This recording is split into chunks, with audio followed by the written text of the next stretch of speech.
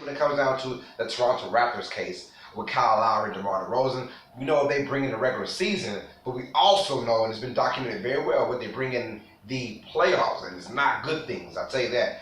Boston Celtics are a little bit shaky right now. Yes, great record, 44-20, but they've been struggling the last 10. They're 5-5. They're showing that they're still a really good team, and Kyrie Irving makes them tick, this way or that way. But at the end of the day, are they really that much better than Cleveland? People are asking. And in my opinion, I'm never going to doubt LeBron James in the Eastern Conference. I will never doubt him. I have to see it to believe it. I mean, there's a reason why a LeBron James-led team has gone to the NBA Finals 8 straight years, whether it's the Heat or the Cavaliers. And I think this year will not be different. Right now, the Cavaliers are quote-unquote struggling in their terms. They're third seed right now. But 3 through 8 in the Eastern Conference only separated by 3.5 games.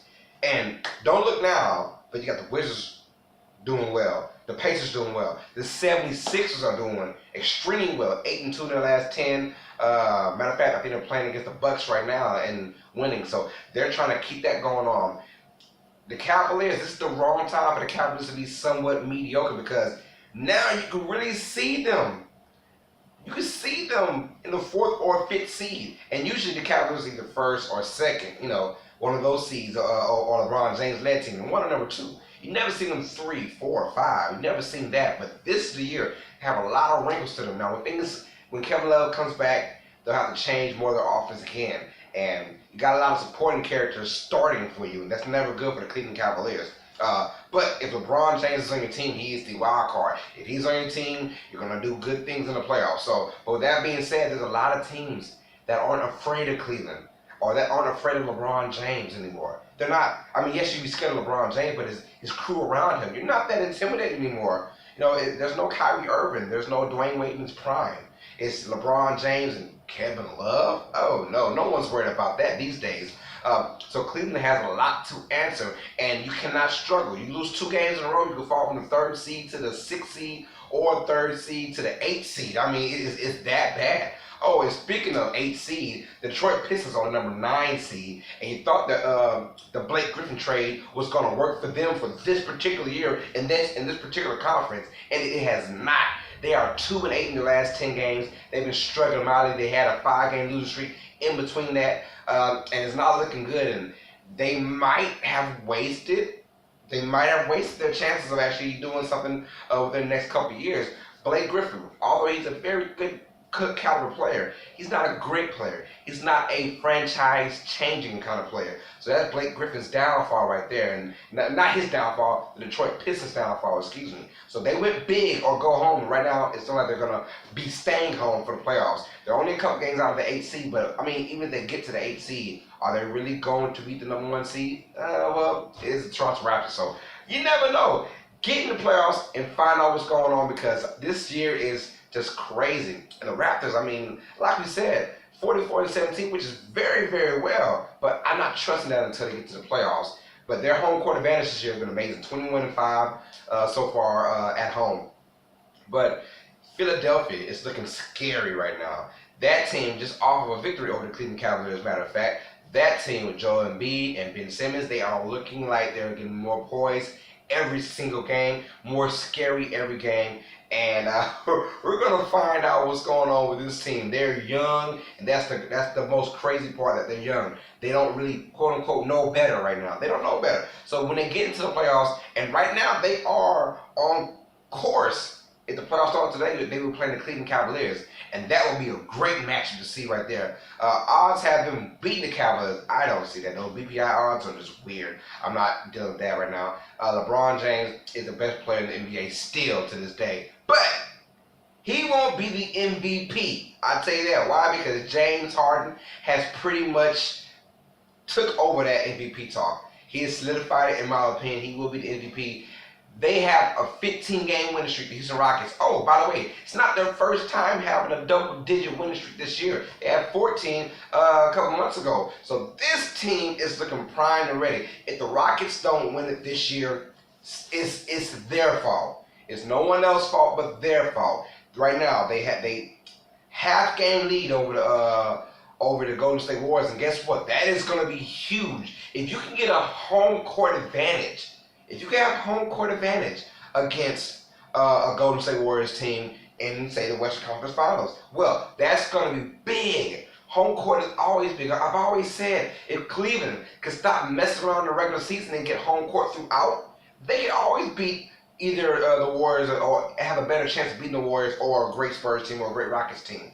But Cleveland always messes around on LeBron James-led team, always messes around in the regular season and wind up becoming second seeded or not having a better record than the best team in the West. And when they collide, the best team in the West is usually having the home court advantage. So we all know what home court advantage can do for you. And the Rockets get that over the Warriors. Well, now you got a different series. Now, Rockets is just like the Raptors to me. We got to find out what they do in the playoffs. Yes, it's all good to have this great regular season. We all know the Warriors went 73-9 and didn't win a championship. So the Rockets can win all these games all they want to. But once you get into the playoffs and defenses are more elaborated, they're more concentrated, they're more forced now. You're forced to play defense because you actually want to win a playoff series. That's when things get a little bit enhanced. Yes, the Rockets always have those games in the playoffs where they, hit 22 threes and win 112 to 120 to 108, something like that, score those many points. But we've also seen where the Rockets only score maybe 90 in a game, and they go 6 for 43 from three, something like that. And we know that they have that factor in them, that good factor or that bad factor. So James Harden is your MVP. I can tell you that right now. But the West, yes, you have the Warriors and the Rockets doing mighty fine. Rockets are 49-14. The Warriors are 49-15. Just a half game back of the Rockets. But let's talk about the rest of the Western Conference. Portland Trailblazers at number 3. The Minnesota Timberwolves at number 4. New Orleans Pelicans at number 5. The San Antonio Spurs are number 6. When have you seen the Spurs that low before in a long time? Now, if Kawhi Leonard for some reason comes back, and I don't know what's going on in that situation, but if he can come back and solidify the Spurs being a threat, then yeah, the Spurs might be the second best team in the West. Maybe the best team depending on how things go if they can click with Kawhi Leonard come back. But we don't know if Kawhi is ever going to come back this year. Things are getting a little bit shaky in that terms with Kawhi and the Spurs organization. We'll talk about that later on, maybe in another episode. But you have the Spurs at number 6. Then you have the Oklahoma City Thunder at 7. And then the surprising team in the NBA right now, the Denver Nuggets, 35-28. The Nuggets are damn good. And let's not forget about the Utah Jazz. They're 33-30, only 2 games out of the 8th seed. So Utah is doing their thing, and I like that. They're on like a 5-game winning streak, or maybe 6 games, something like that. The whole entire West is playing scary right now. It's scary good how good the West is. It's scary good how good the top 8 is in the East, because Miami has number 8 seed right now. So the playoffs start right now, it'll be Miami versus Toronto. And I would think about I have the edge towards Miami to beat Toronto. I'm sorry, Raptors fans. I just don't trust you guys. But in the West, it is going down outside of the top 2 teams from both squads, East and West. Outside of those top 2s, everybody else is fighting for the playoff lives, and I'm loving it. Loving it every second. The East top 8 is pretty much a done deal. The Pistons are struggling right now at the number 9 seed, so whatever. But in the West, outside of that, you have the Jazz number 9, and there's another team at number 10. I just can't remember who they are, but they're fighting as well. And the Lakers, the Lakers, 5-game winning streak now. We see the potential the Lakers have, and they have great potential. I do like what the Lakers bring. Every single day, they play hard. So the Lakers could probably play spoiler for a lot of teams going down towards the end of the stretch. But the Blazers, I mean, if you think about it, C.J. McCollum and Damian Lillard, those 2 guys, and we saw that they can score points. We saw last year against the Warriors, even though they were beat, I believe, 4-1 or a sweep. I can't remember what it was. But they showed they can at least score with the Warriors. So just imagine playing against somebody else, anybody else besides the Rockets and the Warriors. If they play against anybody else in the West, they might win that series. So Portland is showing that they have a lot of grit, a lot of grind. Of course, you have Minnesota there at number 4. So I'm very interested in this season because it is so close. Usually, throughout over the course of the last 10, 15 years, I mean, the regular season has been kind of a dull. And you're like, can we just fast forward to the Eastern and Western Conference Finals? Because I don't want to see no more of this crap, no more of the first round. It's just all boring. Well, now, things are getting interesting on both sides. I'm very happy that this year there's more equality. There's more better basketball being played from both squads this year. And in another episode, we will break down Adam Silver's thought process of next year's playoffs. We might have a different format, so we'll talk about that in our next episode. So be ready for that.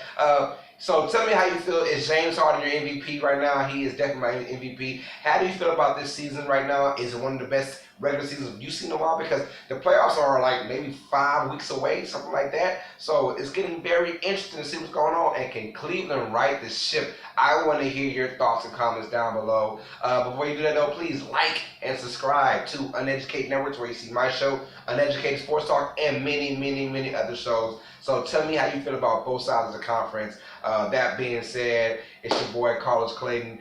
This is Uneducated Network presenting Uneducated Sports Talk. I'm your host, Carlos Clayton. And as always, sports fans, you know what time it is. Stay smart. Stay uneducated. Peace. I got to get up and take this off. All right.